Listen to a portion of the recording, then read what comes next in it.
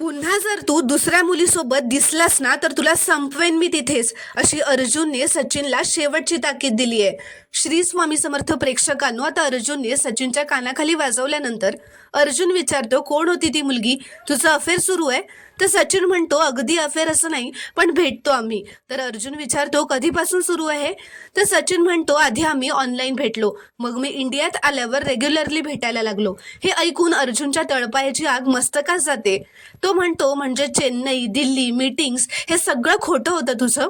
Disgusting you R. अस्मिताई म्हणाली सुद्धा होती आम्हाला की तिला डाऊट आलाय तुझ्यावर, पण आम्ही तिचं ऐकलं नाही, कारण तुझ्यावर विश्वास होता ना आमचा. तर सचिन म्हणतो, I am really sorry Arjun. अरे मला अस्मिताला दुखवायचं नव्हतं, माझं अस्मीवर खूप प्रेम आहे. तर अर्जुन म्हणतो, अरे तरी अफेअर केलंस तू?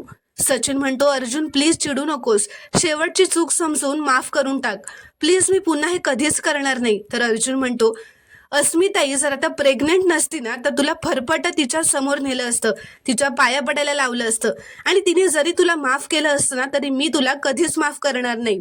तर सचिन विनवणी करत असतो की अर्जुन, चूक झाली माझी, ही पहिली आणि शेवटची चूक समज आणि माफ कर मला. तर अर्जुन म्हणतो, शेवटचं सांगतोय मी तुला, हे जे काही अफेअर वगैरे चालू आहे ना ते आत्ताच्या आत्ता संपायला हवं.